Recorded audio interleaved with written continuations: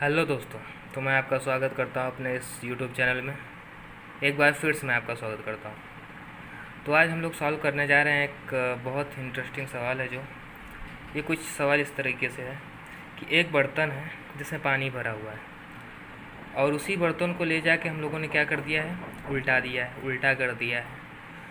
और जब ये सीधा था तो यहाँ पे जो एक खाली स्थान थे जहाँ पे पानी नहीं भरा हुआ था उसकी ऊंचाई थी 10 सेंटीमीटर। लेकिन जैसे हमने इसको उल्टा कर दिया वैसे ही उसकी ऊंचाई जो है, जो खाली स्थान था उसकी ऊंचाई बचती है 4 सेंटीमीटर। तो बस क्वेश्चन सिर्फ इतना है कि आखिर इसकी ऊंचाई, इन बर्तनों की ऊंचाई कितनी है, इन बर्तनों की ऊंचाई कितनी है, यही है हमारा आज का सवाल। तो जैसा कि हमको पता है कि अगर पानी यही पानी भरा था इसमें और इसके बाद हमने इसको उल्टा कर दिया है, यानी ये जो पानी इसमें था वही भी पानी इसमें भी वही पानी है। यानी कि इन दोनों का वॉल्यूम जो है, आयतन, वॉल्यूम क्या होगा, बराबर होगा। इन दोनों का वॉल्यूम बराबर होगा। तो क्वेश्चन सिर्फ इतना सा है कि हमको इसका वॉल्यूम निकालना है, इसका वॉल्यूम निकालना है और इन दोनों को बराबर करके एच की वैल्यू निकाल देनी है। एच क्या है? एच है इसकी हाइट, एच इसकी हाइट, एच क्या है? इसकी हाइट है और एच इसकी हाइट। दोनों की हाइट बराबर हो क्योंकि एक ही बर्तन है और दोनों ही बर्तन में जो पानी भरा हुआ है, दोनों ही बर्तन में जो पानी भरा हो उसका वॉल्यूम भी बराबर होगा।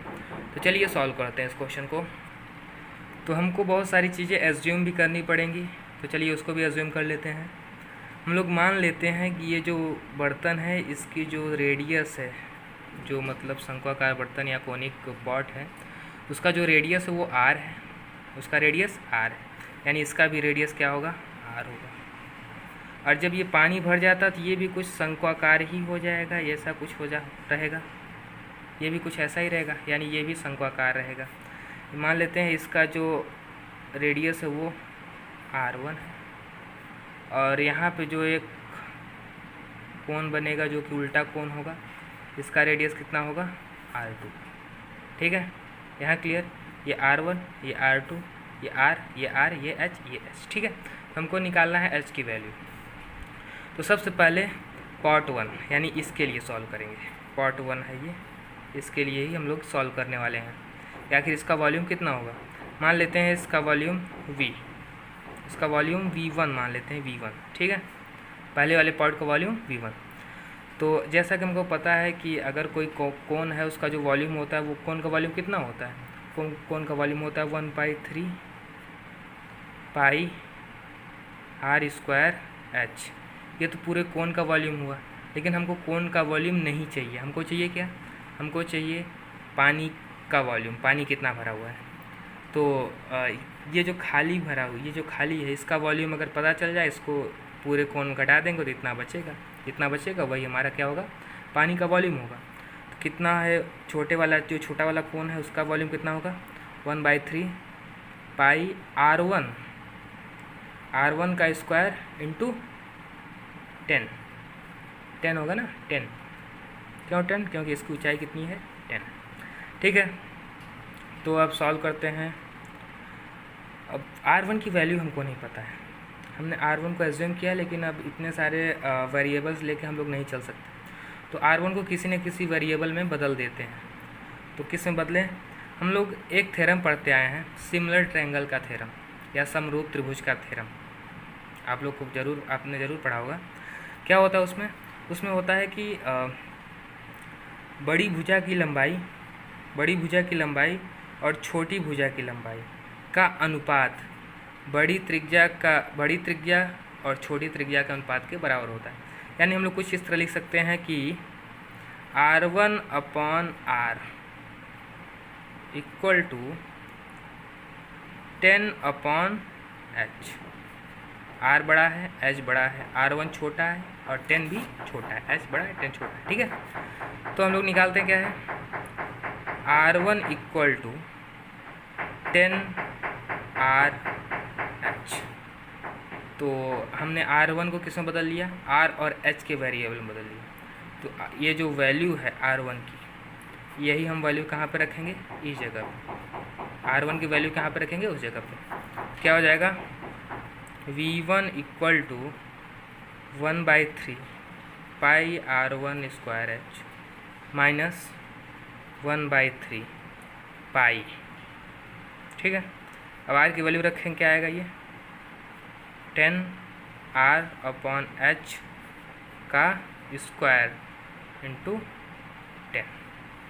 ठीक है, कोई दिक्कत? मुझे तो नहीं लगता कोई दिक्कत आपको हो रही होगी इस समय। तो चलिए आगे सॉल्व करते हैं। इसके बाद क्या करेंगे हम लोग, करते ये हैं कि 1/3 R² H माइनस 1/3 पाई, इसको खोल मतलब एक्सपेंड कर देते हैं।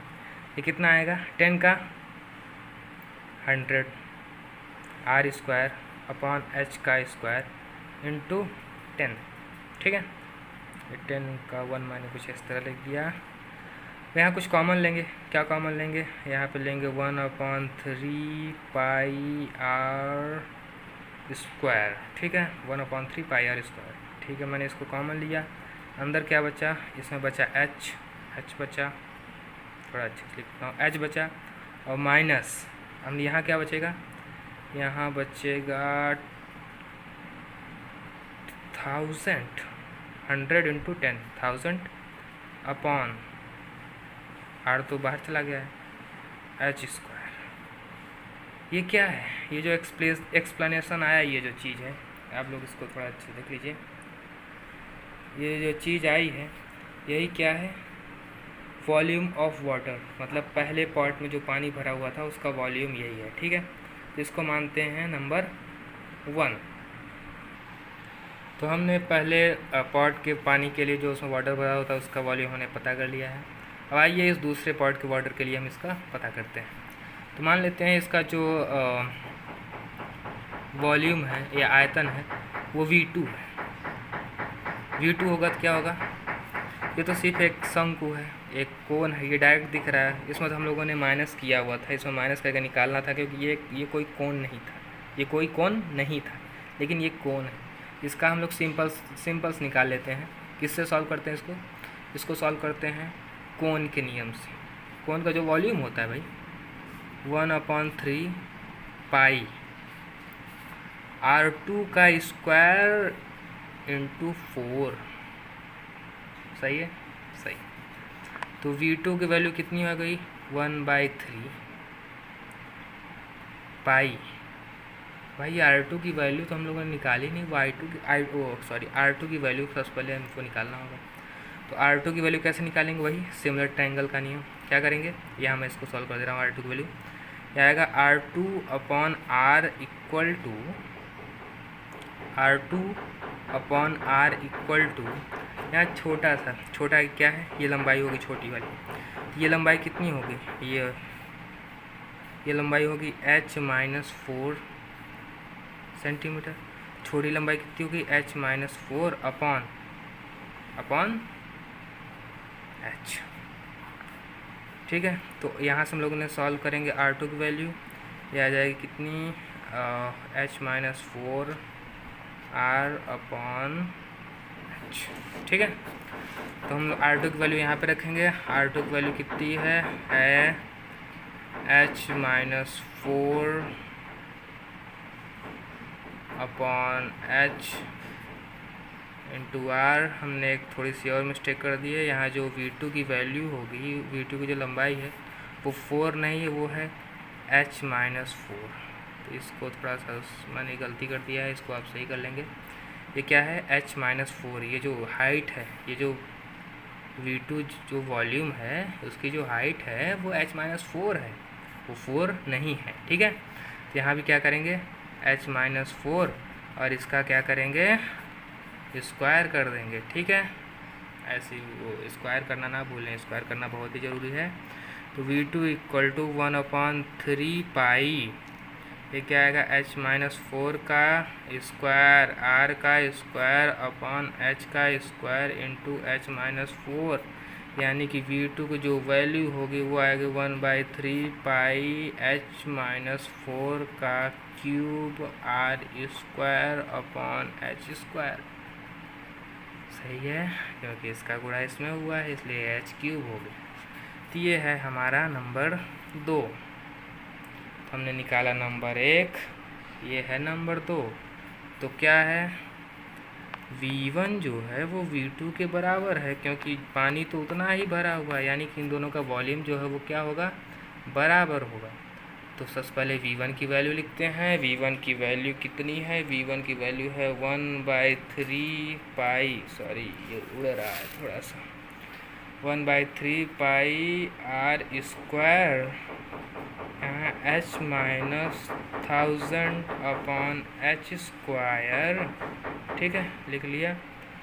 और फिर क्या लिखना है, फिर लिखना है V2 की वैल्यू। V2 की वैल्यू अभी हमने निकाला है। V2 की वैल्यू कितनी है, 1/3 पाई h माइनस 4 का cube upon h square into r square.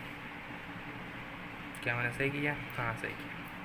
तो 1/3 से 1/3 कैंसिल, पाई से पाई कैंसिल, और r स्क्वायर से r स्क्वायर कैंसिल, ठीक है। अब बस बचा क्या, इसका इसमें गुणा कर देंगे, इसका जो है इसमें गुणा हो जाएगा। आप फ्रैक्शन तो जानते ही होंगे, क्यूब माइनस 1000/h स्क्वायर। अब ये थोड़ा सा एक्सप्लेनेशन तो उसको खोल देंगे, एक्सप्लेन कर देंगे इसको। h³ माइनस 64 माइनस 3 × 4 × h कोष्टक में h माइनस 4 क्या है, a³ minus b³ minus 3ab कोष्टक में a minus b upon h square. तो h स्क्वायर से h square cancel, cancel yes, और h³ से h³ cancel. Oh wow, minus का 1000, ये कितना आएगा, माइनस का 64 माइनस का 12h और h माइनस का 4, ठीक है, ठीक है। हो, अब इसको क्या करेंगे, 1000 को उधर ले चलते हैं, नहीं 1000 को यहीं रहने देते हैं, इसको इधर लाते हैं। यह आ जाएगा माइनस का 1000 प्लस 64 इक्वल टू माइनस का 12h स्क्वायर माइनस का 48h। वाह, ये कितना आ जाएगा, ये आ जाएगा माइनस का 936 इक्वल टू माइनस का 12h स्क्वायर माइनस का 48h। इन सबको उधर ले चलते हैं, ये आ जाए कितना, 12h स्क्वायर माइनस का 48h, सॉरी प्लस का, ये प्लस हो जाएगा, इधर हो जाएगा प्लस हो जाएगा, 936 इक्वल टू 0। क्या कर देते हैं, इसको 12 से भाग दे देते हैं, या डिवाइड कर देते हैं 12 से, ये आएगा h square plus 4h minus, ये कितना आएगा, 78 इक्वल टू 0, ठीक है। तो अब इसको, ये क्वाड्रेटिक, सिंपल क्वाड्रेटिक इक्वेशन बन गया है, और इसको सॉल्व करेंगे और हम h की वैल्यू इससे निकाल सकते हैं। तो अगर आप h की वैल्यू निकालना चाहते हैं तो एक बार अपना ट्राई करें, नहीं तो मैं इसका आंसर अभी दे रहा हूँ। तो दोस्तों लगता है मैंने शायद थोड़ी सी गलती कर दी है, चलिए सुधार लेते हैं उस गलती को। क्योंकि जब इस 12 का माइनस 12 का h का इसमें गुणा होगा तो ये प्लस में हो जाएगा, और ये भी प्लस हो जाएगा, और जब ये इधर आएगा तो ये माइनस हो जाएगा। देखिए इस गलती के लिए मुझे माफ़ कीजिए, ये माइनस हो जाएगा, और जब ये माइनस हो जाएगा तो ये भी माइनस हो जाएगा। यानी हमारा जो नया जो इक्वेशन बनेगा वो कुछ इस तरह होगा, h square minus 4h minus 78 equal to 0। Okay, तो क्योंकि हम लोग निकाल रहे हैं एक ऊंचाई इस बर्तन की, तो यानी कि यहाँ पे जो है, जो इसका जो आंसर आएगा वो पॉजिटिव में ही आना चाहिए। तो इसका जो आंसर होगा, अगर आप इसको सॉल्व करेंगे, इसका जो आंसर होगा h equal to 2 plus under root 82। जी हाँ, आप इसको सॉल्व करेंगे तो ये इसका आंसर जो है 2 प्लस अंडर रूट 82 आएगा। ये सेंटीमीटर में भी हो सकता है, और अगर आप इसकी वैल्यू निकालेंगे, इसकी वैल्यू कुछ आएगी, जो h की वैल्यू आएगी वो होगी 11.05 सेंटीमीटर। आप इसको कैलकुलेट कर सकते हैं। यानी कि हमने जो यहाँ पे ये सॉल्व किया है, यानी जो इस बर्तन की ऊंचाई, इस बर्तन की जो ऊंचाई होगी वो होगी 11.05 सेंटीमीटर। और इसकी ऊंचाई कितनी होगी? 11.05 सेंटीमीटर। तो यही होगा हमारा आंसर, 11.05 सेंटीमीटर। Thank you.